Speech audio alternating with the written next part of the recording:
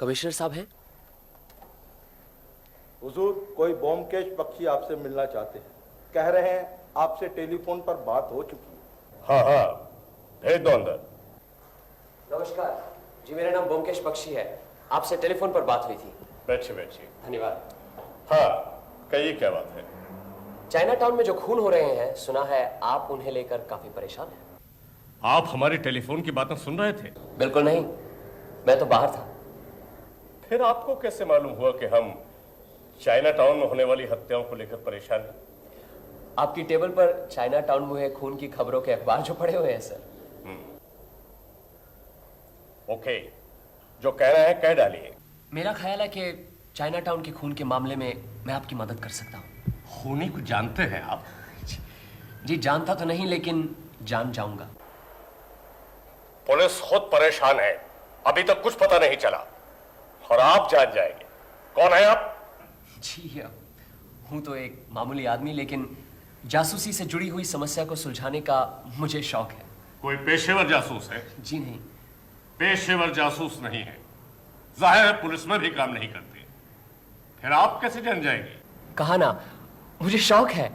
बस कोई भी पेचीदा मामला नजर आए उसे सुलझाने की कोशिश करता हूँ। क्या करेंगे आप? ये आप मुझ पर छोड़ दीजिए। आप जो भी कार्रवाई कर रहे हैं करते रहिए, मैं आपके बीच नहीं आऊंगा। मैं अपना काम अलग से करूंगा। जरूरत पड़ी तो आपकी भी मदद लूंगा। आपने खुद किसी केस की छानबीन की है? जी कभी की तो नहीं, यही मेरा पहला केस होगा। हो, लेकिन देखिए, ना मत कहिए, कहीं ना कहीं तो शुरुआत करनी है। यूं समझिए कि यही मेरा पहला केस है, और फिर बिगिनर्स लक भी तो होता है। मुझे पूरा यकीन है कि मैं आपके काम आऊंगा। मैं चाइना टाउन के खून के मामले में तहकीकात कर रहा हूं। यह राज सिर्फ आपके और मेरे बीच ही रहे, किसी को बताइएगा नहीं। लेकिन आपकी बातों का यकीन कैसे करें? जी आप अपनी तहकीकात जारी रखिए, मैं आपके बीच नहीं आऊंगा। आपको यकीन हो जाएगा कि मैं आप ही का काम कर रहा हूं, और फिर अगर आप चाहे तो मुझ पर भी निगरानी रख सकते हैं।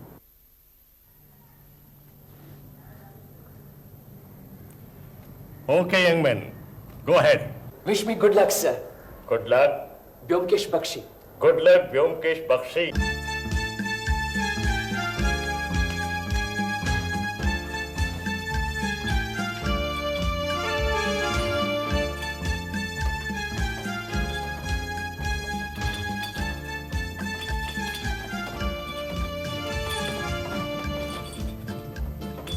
डॉक्टर साहब नमस्कार।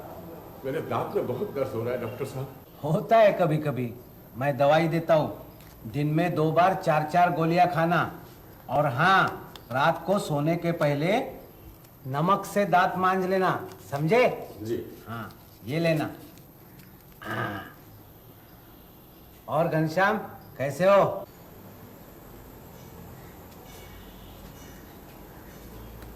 अनुकूल बाबू डॉक्टर तो अच्छे हैं, कम से कम अपने लॉज के लोगों से दवाई का पैसा तो नहीं लेते। पैसा लेकर करेंगे वो क्या? न बीवी न बच्चे।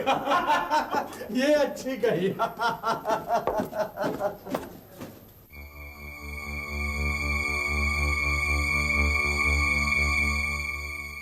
जी यहाँ रहने की कोई जगह मिल जाएगी? कहाँ से आए आप? यही कलकत्ते से रहने की जगह ढूंढ रहा हूँ, कहीं मिलती नहीं, सब फुल। सीजन के बीच में कहाँ मिलेगी? यहाँ भी नहीं है। यहाँ नजदीक कोई और लॉज है क्या? है 2-3, वहाँ भी मिलेगी कि नहीं कह नहीं सकता।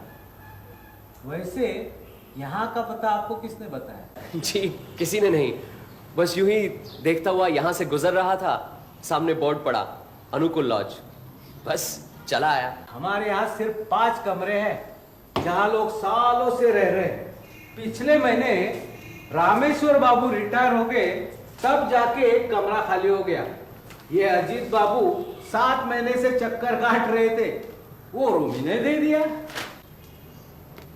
फिर तो वही गंदे मोहल्ले में रहना पड़ेगा। और तो कुछ नहीं, सिर्फ डर लगता है जो थोड़ा बहुत रुपया है कहीं चोरी ना हो जाए। 3-4 महीने के बाद एक चक्कर लगा लीजिए, अगर कोई रूम खाली हो गया तो ठीक है, एक गिलास पानी मिलेगा? जी हाँ, क्यों नहीं।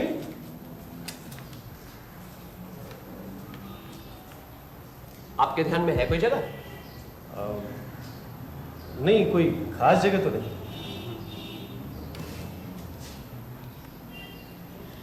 वैसे यहाँ के कमरे काफी बड़े हैं। हाँ, बड़े तो हैं। एक कमरे में दो दो आदमी नहीं रह सकते? शायद कोई राजी नहीं होगा। आप चाहे तो मेरी मदद कर सकते हैं। जी? मैं कमरे का पूरा भाड़ा देने को तैयार हूं, प्लीज। लेकिन आपको मेरे साथ रहने में परेशानी होगी। जी, परेशानी की क्या बात है, नेकी और पूछ पूछ, फिर ऐसा मौका बार बार थोड़ी मिलता है। कितना एडवांस चाहिए आपको? अरे अभी रहने दीजिए, जल्दी भी क्या है। और फिर एडवांस तो लॉज के मालिक को देना है। अच्छा, पानी। आपका नाम क्या है? मेरा नाम मेरा नाम मनोज कुमार। मनोज कुमार। कहाँ काम करते हैं आप? बस रहने की जगह मिल गई, अब काम भी मिल जाएगा। वैसे नौकरी की उम्मीदवारी कर रहा हूँ। आप अजीत कुमार बनर्जी। कहाँ काम करते हैं? कहीं नहीं, तभी तो यहाँ बैठा हूँ बेकार। वैसे लिखने का काफी शौक है मुझे। मैगजीन पत्रिकाओं में कभी कभी कुछ छप जाता है। डॉक्टर बाबू, इनकी परेशानी देखकर मैंने इनसे कहा क्यों ना हम दोनों एक साथ मेरे कमरे में रहें। ये राजी हैं। आपकी बड़ी मेहरबानी होगी डॉक्टर बाबू। एक ही कमरे में दो आदमी? हाँ डॉक्टर बाबू, कमरा बहुत बड़ा है और फिर हम दोनों हम उम्र हैं, वक्त कट जाएगा। सोच लीजिए, कोई अपने कमरों में दूसरों को नहीं रखता। कोई बात नहीं डॉक्टर बाबू, मुझे कोई एतराज नहीं। मुझे भी। खैर, जब आप दोनों राजी है तो मुझे क्या, आधा आधा पैसा बांट लीजिए। जी, जाइए अपना सामान ले आइए। धन्यवाद।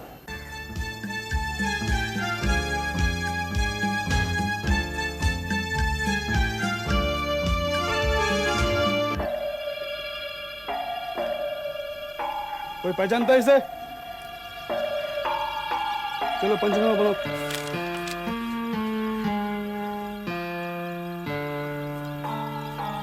अरे इतनी जल्दी आ गए आप?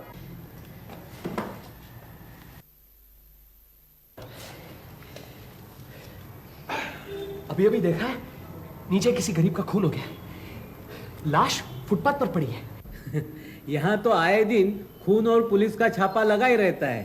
हाँ, ये देखिए आज की खबर, 1 खून 4 गिरफ्तार। अजीब जगह। आप लोग यहाँ रहते कैसे? डर नहीं लगता?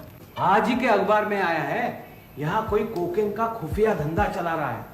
सारे शहर में यही कहीं से माल जाता है। यहाँ बेकार और गरीब लोग बहुत है ना, उनके जरिए। लेकिन आए दिन खून। इन चीजों से हमें क्या लेना देना? बड़े शहरों में तो ये सब होता ही रहता है। अजीत बाबू, हाँ? इन्हें अपना कमरा दिखाइए। आइए। चलिए, इस गधे के बोझ से तो छुटकारा मिले। क्या बात है ईश्वर बाबू? कुछ नहीं, यूं ही जरा।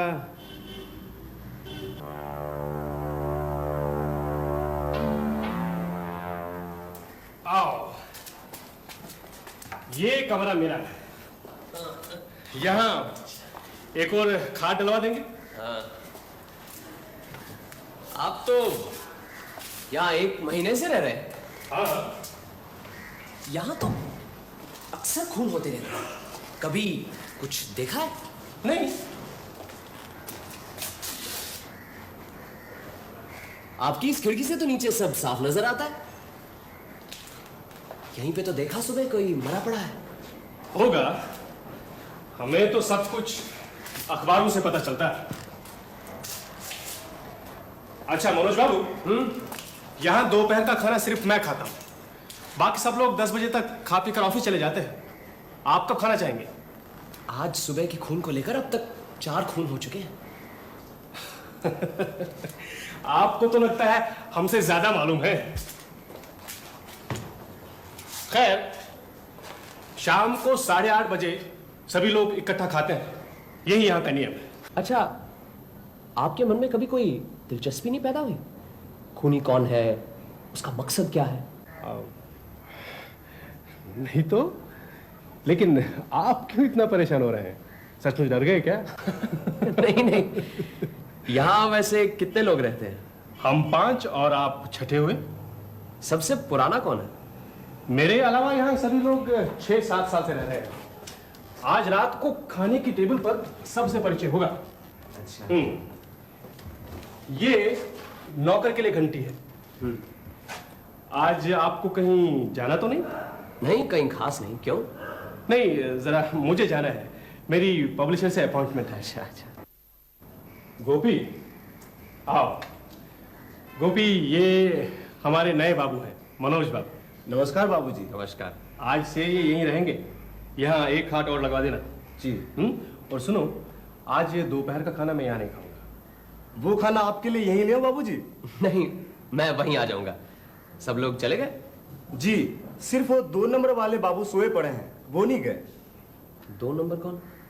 अरे वही ईश्वर बाबू, जो डॉक्टर के कमरे में आते आते चले गए। ठीक है बाबू, जाओ। जी बाबूजी, वो चाय ले आओ। अरे हाँ, चाय।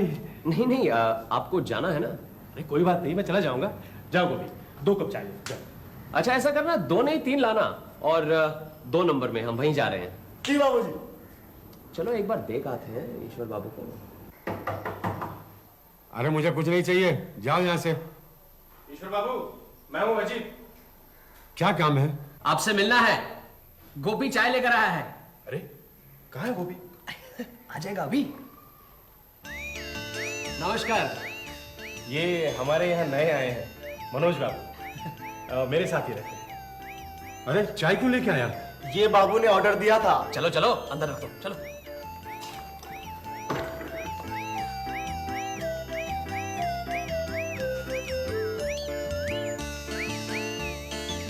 अरे मनोज बाबू, बैठ। नहीं नहीं, आप बैठिए बैठिए बैठिए।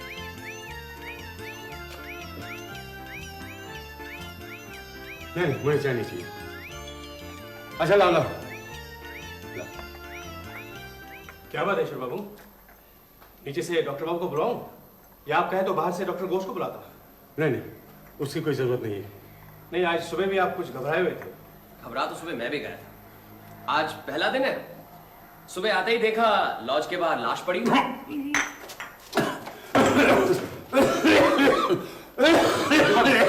ईश्वर बाबू, गोपी, आप जरा इन्हें संभालिए, मैं डॉक्टर को ले ही आता हूं।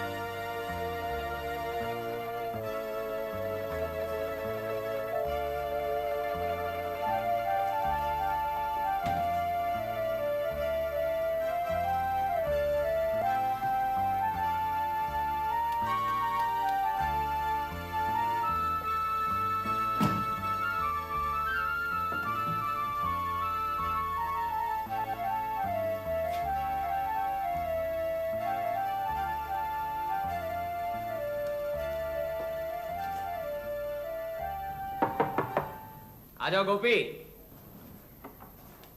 चाय लाऊं बाबूजी? बाद में ईश्वर बाबू ने फिर तो नहीं बुलाया?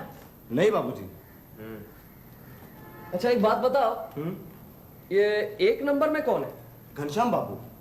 वही जो अक्सर पान खाते रहते हैं? जी बाबूजी। हाँ। मुझे घनश्याम बाबूजी के लिए रोज सुबह में 20 पान बनाने पड़ते हैं और शाम को 10। अच्छा। बहुत अच्छे आदमी है। हाँ। मुझे कभी कभी बख्शिश भी देते हैं। और कौन बख्शिश नहीं देता? अब उसमें क्या है बाबूजी, जो आदमी बख्शिश नहीं देता ना सही।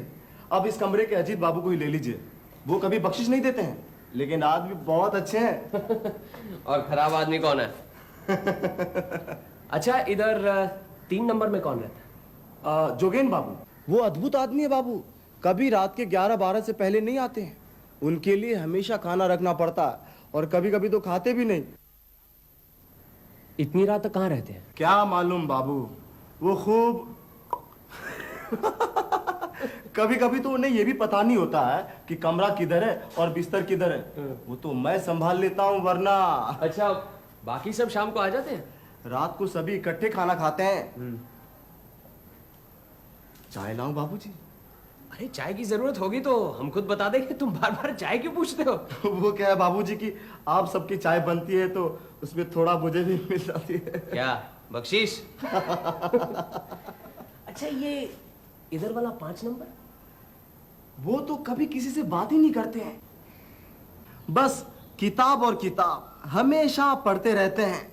और छुट्टी वाले दिन तो नहीं बाबूजी, हम वो नहीं बताएंगे। क्यों, क्या करते हैं छुट्टी वाले दिन? आप यहाँ कितने दिन रहेंगे बाबूजी? रहेंगे बहुत दिन। ये रखो बख्शीश, अब खुश? अच्छा अब बताओ, ये 5 नंबर वाले बाबू छुट्टी वाले दिन क्या करते हैं?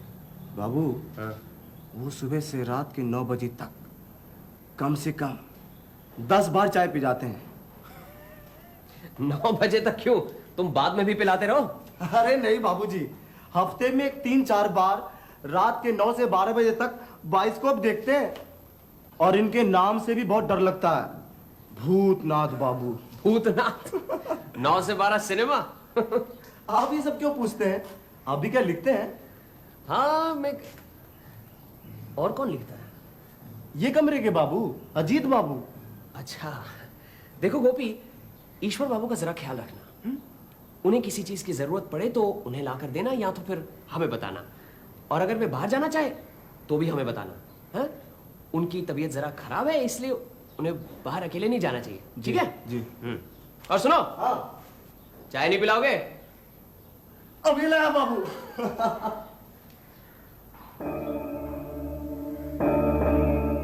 ये क्या कर रहे हैं? इधर आइए, बैठिए। बैठिए बैठिए।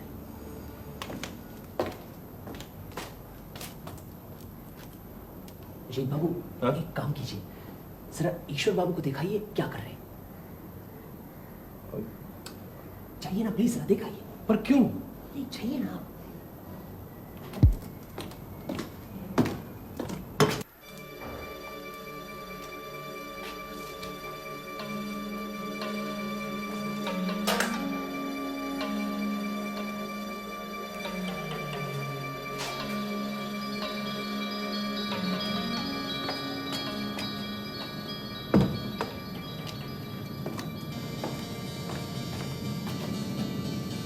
क्यों, ईश्वर बाबू अपने कमरे में नहीं मिले ना?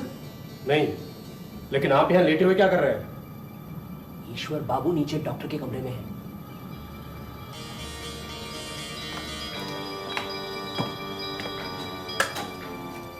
तो फिर आपने मुझे ईश्वर बाबू के कमरे में क्यों भेजा? पक्का करना चाहता था वही है कि कोई और है। इधर आइए, आप मेरी जगह पर लेटिए, आपको सब पता चल जाएगा। कभी कभी नींद ना आने पर ऐसा हो जाता है। मैं दवाई देता हूँ, खाकर सो जाइए। क्या बात है, ईश्वर बाबू इतने परेशान क्यों हैं? मामला गड़बड़ है। क्या गड़बड़?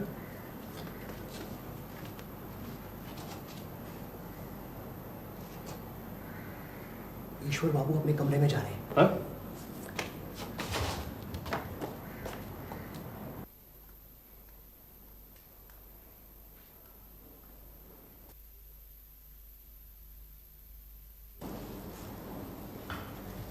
ये लो बाबू, करम है।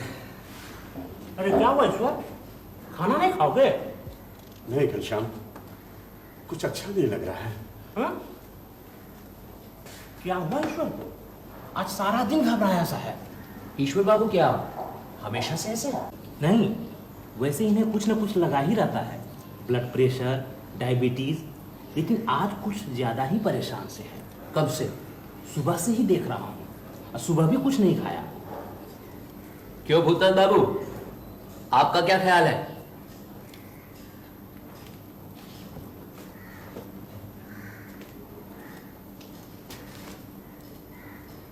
ये ज्यादा किसी से बातचीत नहीं करते। अजीत, अजीत, अजीत उठो, ईश्वर बाबू दरवाजा नहीं खोल रहे। उठो, चल, चल।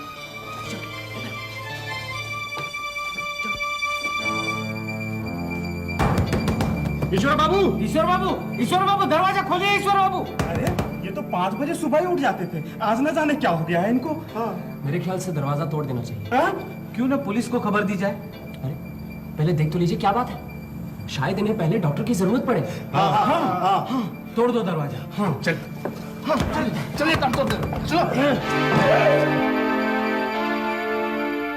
ईश्वर बाबू करीबन 7 साल से हमारे लॉज में रहते थे। हर एक से उनका बर्ताव अच्छा था, कोई भी उनका दुश्मन नहीं था। लॉज का 1 रुपया भी बाकी नहीं रखा था, ना किसी से उधार लेते थे। पिछले 1 साल से वो डायबिटीज के मरीज थे, मैं ही उनका इलाज करता था। कल रात को वो कुछ ज्यादा ही परेशान थे। रात को जब वो मेरी डिस्पेंसरी में आए तो बहुत डरे हुए थे, लेकिन बता नहीं पा रहे थे कि क्या बात है। मैंने सोचा रात में उन्हें आराम करने दूं, सुबह देख लूंगा। लेकिन आप क्या समझते हैं, उन्होंने आत्महत्या की? मैं तो यही समझता हूं। मैं नहीं समझता, मुझे पूरा यकीन है कि उनकी हत्या की गई है। कैसे? कोई भी शख्स इतनी बुरी तरह अपना गला नहीं काट सकता। हत्या किसने की ये बता सकते हैं आप? जी नहीं, फिलहाल तो कुछ नहीं कह सकता। और आप? ऐसी हालत में बड़ा ही मुश्किल है कहना कि हत्या करने की वजह बता सकते हैं? जी नहीं, डॉक्टर बाबू ने अभी आपको बताया कि ईश्वर बाबू डायबिटीज के मरीज थे। अब ऐसे मरीज को रात में अक्सर पेशाब करने जाना पड़ता है, इसी तरह वो दरवाजा खोल के बाहर गए होंगे और हत्यारा अंदर घुस आया होगा। बहुत मसरूफ नजर आ रहे हैं अनुकुल बाबू, क्या नई दवाइयां हैं? हाँ, जर्मनी से आई है। हम ईश्वर बाबू के मौत के बारे में कुछ मशवरा करने आए हैं। अच्छा हो गया आप लोग आ गए, मेरी भी यही इच्छा थी। अब आप ही बताइए घनश्याम बाबू, क्या किया जाए? ईश्वर बाबू तो आपके करीबी दोस्त थे। मैं क्या बताऊं, मेरी तो कुछ समझ में नहीं आ रहा, इसीलिए तो हम लोग आपके पास आए हैं। मेरे दिमाग में 3-4 बातें घूम रही। क्या? पहली बात ये कि क्या ये हत्या लॉज के बाहर के किसी आदमी ने की है? मुझे ऐसा नहीं लगता, क्योंकि लॉज का दरवाजा रात को 9 बजे बंद हो जाता है और ईश्वर बाबू की मौत रात 11 बजे के बाद हुई है। अच्छा, मान लो कि बाहर का कोई आदमी आ गया हो और हत्या उसने की, लेकिन जिस तरह की हत्या हुई है, क्या ईश्वर बाबू चिल्लाएंगे नहीं? आप लोगों में से किसी ने उन्हें चीखते सुना? नहीं, चीख तो कोई नहीं सुनी। इसीलिए मैं समझता हूं कि बाहर का कोई आदमी नहीं हो सकता। अब रहे लॉज में रहने वाले, आप लोग सब तो पुराने रहने वाले हैं, सालों से रह रहे हैं। मुझे तो ऐसा लगता नहीं है कि आप में कभी कोई मारपीट हुई हो, और फिर ये तो हत्या का सवाल है। हाँ, सिर्फ मैं नया हूं, कहीं मुझ पर तो शक नहीं? नहीं, उस रात ये मेरे साथ मेरे कमरे में थे, और फिर ये क्यों ईश्वर बाबू की हत्या करेंगे? एक और बात है, हमें मालूम है हमारे मोहल्ले में कोकिन का धंधा चल रहा है, लेकिन इसका सरदार कौन किसी को नहीं पता। हाँ, अखबार में तो यही कुछ छपता रहता है। मुझे अब ये लग रहा है इस धंधे का सरदार ईश्वर बाबू थे।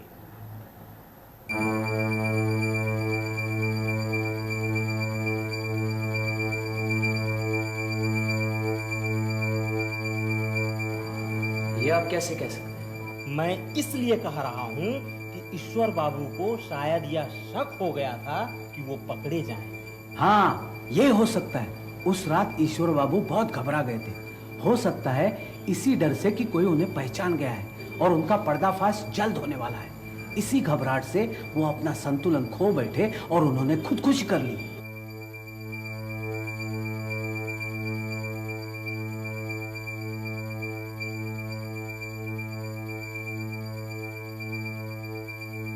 चलिए यही रिपोर्ट थाने में लिखवा देते हैं। आपके नाम गिरफ्तारी का वारंट है। आपको इसी समय पुलिस स्टेशन चलना पड़ेगा। रामदन सिंह जी, गिरफ्तार करना है। ये क्या कर रहे हैं? ये देखिए, ईश्वर चंद चौधरी की हत्या करने के जुर्म में मनोज कुमार को गिरफ्तार करने का वारंट है। आप में से किसी भी दो शख्स को शिनाख्त करनी पड़ेगी कि यही मनोज कुमार है।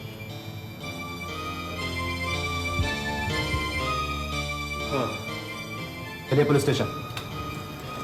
इसकी कोई जरूरत नहीं, मैं खुद ही चलता हूँ। घबराओ मत अजीत, जल्दी वापस आ जाऊंगा। चलिए। ये देखो क्या सोच रहे थे और क्या हो गया।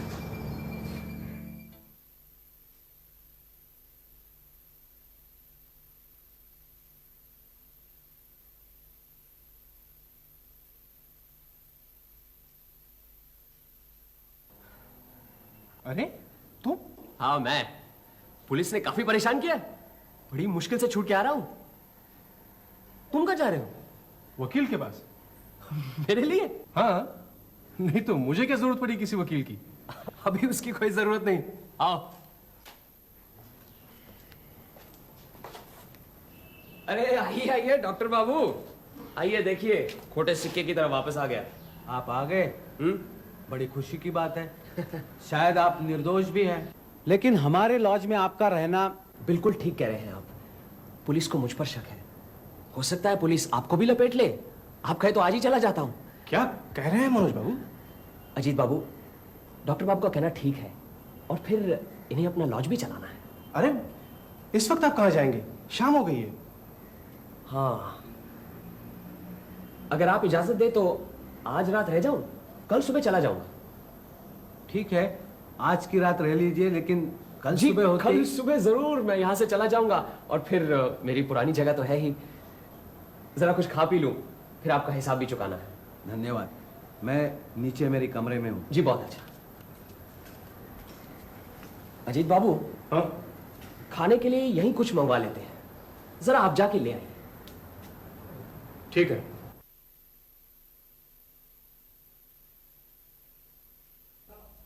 बैठिए।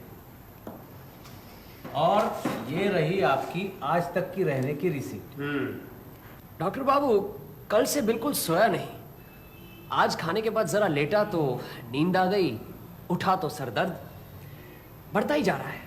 सोचा कि हिसाब के साथ साथ आपकी दवाइयों का भी इम्तिहान ले लूं। हाँ हाँ, क्यों नहीं। बदहजमी से सरदर्द हुआ है, मैं अब भी दवाई देता हूं।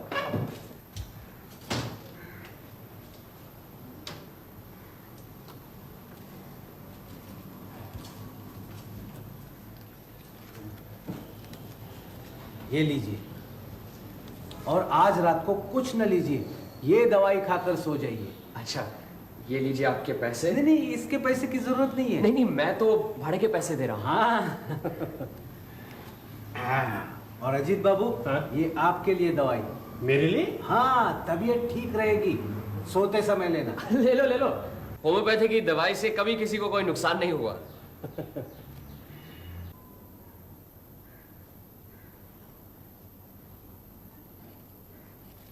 ये दवा लेने की जरूरत नहीं, और ये रही मेरी पुड़िया, रख दो वहां पे। अब 9 बजे हैं। तुम सो जाओ, 1 बजे से पहले कुछ नहीं होने वाला। वक्त आने पर तुम्हें जगा दूंगा। लेकिन बात क्या है? बहुत कुछ, बस जैसा मैं कहूं वैसा करते जाओ। ये चादर पकड़ो।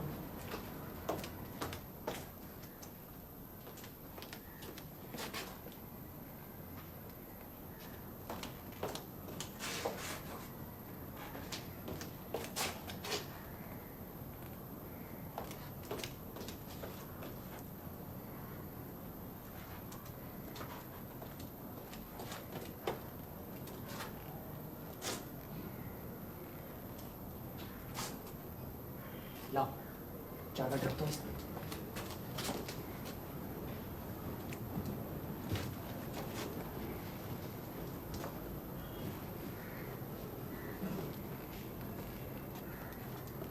ये मैं सो रहा हूं, तुम अपनी जगह पर ही सोना। और ये अपने पास रखो, अगर जरूरत पड़े तो। हाँ? ये क्या कर रहे हो?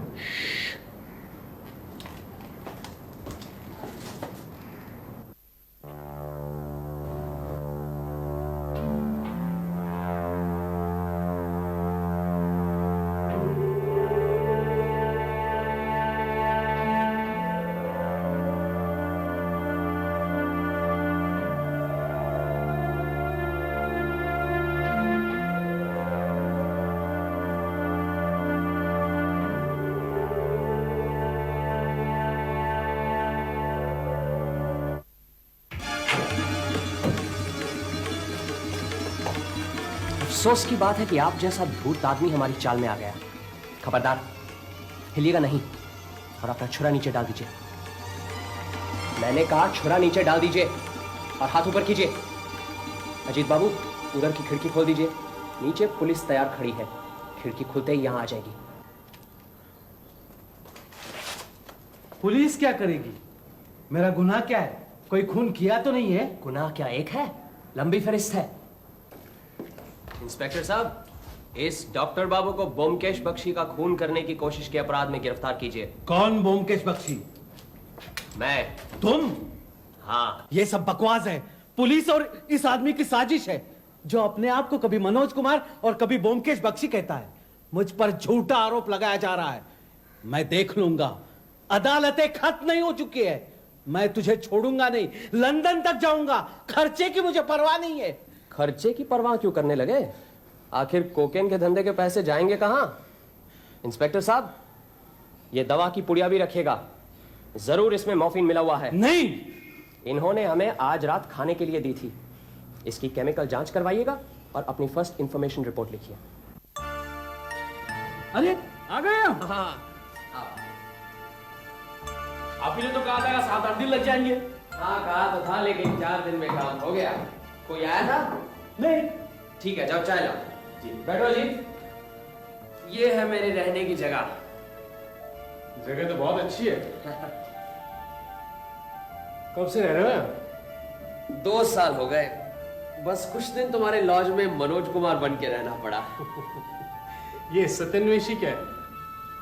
सत्यन्वेषी ये ऐसा है कि भाई डिटेक्टिव कुछ जमता नहीं और जासूस कुछ पुराना सा लगता है ना, इसलिए मैंने अपना उपनाम यानी कि टाइटल सत्यन्वेषी रखा है। सत्य की खोज करने वाला। लो अच्छा चाय पियो।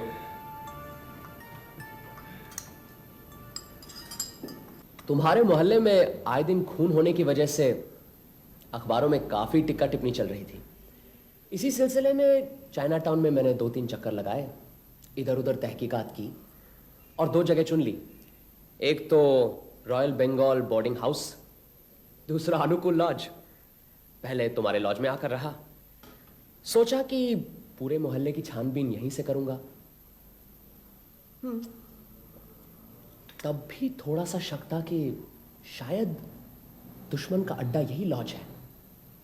फिर उस रात जब ईश्वर बाबू की हत्या हुई, तब मुझे पूरा यकीन हो गया कि कातिल डॉक्टर बाबू ही है। कैसे? उस रात करीबन 3 बजे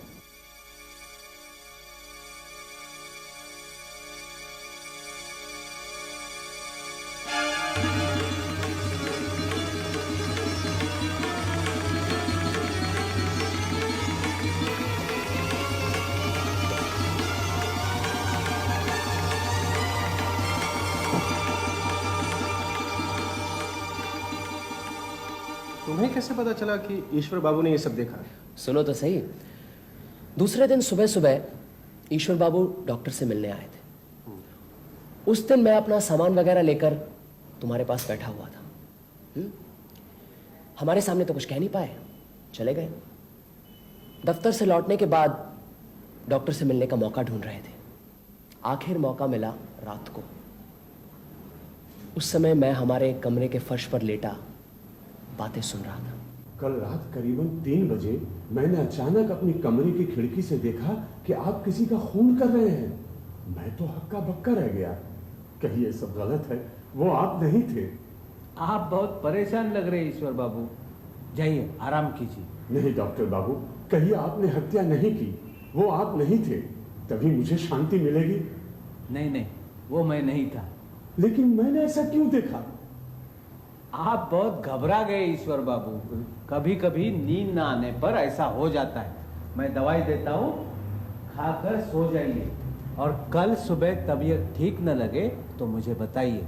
हाँ, जाइए अभी। फिर ईश्वर बाबू कमरे में आकर सो गए। करीबन आधी रात या उसके बाद कुछ ऐसा हुआ होगा।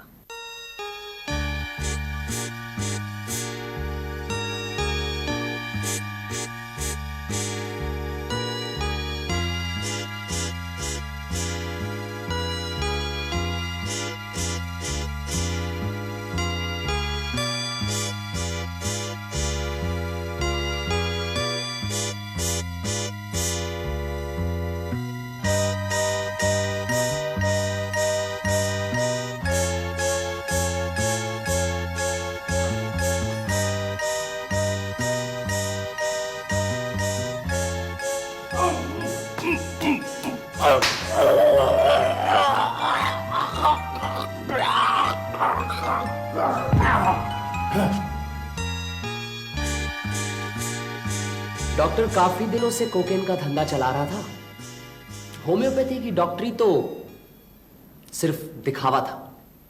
कोकेन का धंधा वो गरीब नौकरों या जरूरतमंद लोगों से करवाता था। कहीं किसी पर शक हुआ, रास्ते से हटा दिया। इसके अलावा किसी ने भी उनका काम 3-4 बार किया, उसे भी मार डालता था। कहीं कभी कोई गड़बड़ न कर बैठे इसलिए। लेकिन वो तुम्हें क्यों मारने आया? तुम तो उसका काम नहीं करते थे। मुझ पर उनको पहली बार शक हुआ है जब मैंने कहा कि ईश्वर बाबू की मौत खुदकुशी नहीं बल्कि खून है। फिर पुलिस ने एक गड़बड़ी की। डॉक्टर बाबू की शिकायत पर यकीन करके मुझे पकड़कर ले गई। कमिश्नर साहब ने मुझे छुड़वा दिया। जब मैं वापस लॉज आया तब डॉक्टर बाबू को यकीन हो गया कि मैं उनकी कलई खोलने वाला हूं। उन्होंने मुझे भी मार देना चाहा। मैंने भी उनकी मदद की, जानबूझकर ताला खराब कर दिया, जानबूझकर कहा सर में दर्द हो रहा है। डॉक्टर बाबू मेरी चाल में आ गए। उन्होंने मॉर्फिया का पाउडर दिया मुझे खाने के लिए ताकि मैं सोता रहूं। उन्होंने समझा खुले दरवाजे से आकर बिल्कुल ईश्वर बाबू की तरह मुझे भी मार देंगे। बाकी तो सब तुम्हें मालूम ही है। कमाल कर दिया तुमने मनोज। Oh sorry Byomkesh. अच्छा अब मैं चलता हूँ। कहाँ जा रहे हो? वहीं लॉज और कहाँ? अब तो तुम्हें वो लॉज छोड़ना पड़ेगा। मैं तो कहूंगा यहीं आ जाओ मेरे साथ। मैंने तुम्हें लॉज में रहने दिया, वो कर्जा चुका रहे हो। ऐसी बात नहीं है, कुछ दिन तुम्हारे साथ रहकर ऐसा लग रहा है कि अकेले कुछ अच्छा नहीं लगेगा। सच? फिर तो मैं अपना सामान लेकर यहीं आता हूँ। साथ मेरा सामान भी ले आना, वहीं पड़ा है।